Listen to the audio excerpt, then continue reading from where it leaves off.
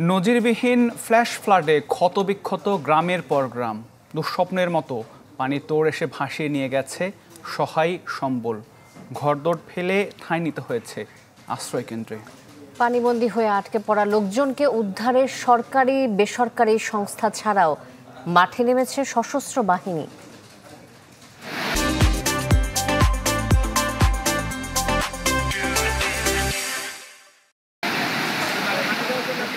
উজানের আগ্রাসী ঢল বাঁধ ভেঙে ঢুকছে লোকালয়ে।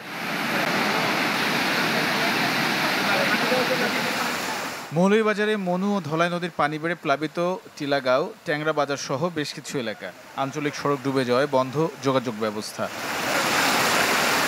খুব বেশি পানি বাড়ে, যে পানিটা আমরা লাইফে এত পানি দেখছি না। ধীরে ধীরে পানি বাড়তেছে, আতঙ্কও বাড়ছে। অনেকে আশ্রয় নিচ্ছে আশ্রয় কেন্দ্র, কিন্তু যে অবস্থা এরকম পানি বাড়লে আসলে হঠাৎ করে বন্যা তো মানুষ অনেক বিপদে পড়বে। ব্রাহ্মণবাড়িয়ার আখাউড়ায় বন্যা পরিস্থিতির আরও অবনতি হয়েছে।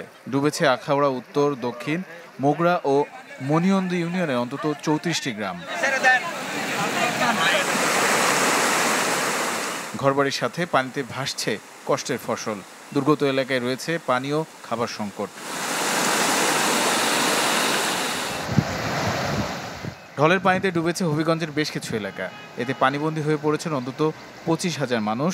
বাড়ছে খোয়াই নদীর পানি। চট্টগ্রামের মিরসরাই উপজেলার প্রায় সবকটি গ্রামই বৃষ্টির পানিতে প্লাবিত। বন্যা পরিস্থিতি খারাপের দিকে যাচ্ছে সীতাকুণ্ড, ফটিকছড়িতেও। এই 3 উপজেলায় পানিবন্দী 20,000-এর বেশি পরিবারের লাখো মানুষ। সাতকানিয়াতেও ডুবেছে বেশ কটি ইউনিয়ন। কদিন বিরতি দিয়ে ফের জলের তলে পার্বত্য জেলা খাগড়াছড়ি। ভারী বৃষ্টি ও পাহাড়ি ঢলে আবারও অবনতির দিকে বন্যা পরিস্থিতি। চেঙ্গি নদীর পানি বেড়ে সদর ও পৌরসভার বিভিন্ন এলাকায় পানি ঢুকছে। পানিবন্দী হয়ে পড়েছে জেলার 50,000 মানুষ। সাজেকে আটকা পড়েছেন প্রায় 2 শতাধিক পর্যটক। রাঙ্গামাটিতে বৃষ্টি অব্যাহত থাকায় জেলার 20টি স্থানে পাহাড় ধসের ঘটনা আছে। পানি থাকায় বন্ধ রয়েছে রাঙ্গামাটি খাগড়াছড়ি আন্তজেলা যান চলাচল।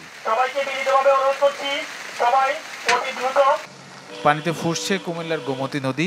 এরই মধ্যে শহরের বাইরে বেশ কিছু এলাকা প্লাবিত হয়েছে। ঝুঁকিপূর্ণ বাঁধে চলছে মেরামতের ব্যবস্থা। স্থানীয়দের নিরাপদে রাখতে খোলা হয়েছে আশ্রয় কেন্দ্র। নোয়াখালীর কোম্পানিগঞ্জ সহ বেশ কিছু এলাকায় পানি ঢুকেছে। ভারী বৃষ্টিতে জলাবদ্ধ নগরী জেলা শহর। এছাড়াও বরিশাল নগরীর বেশ কিছু এলাকায় টানা বৃষ্টিতে পানি জমে বেড়েছে দুর্ভোগ। তানিম রহমান, চ্যানেল 24।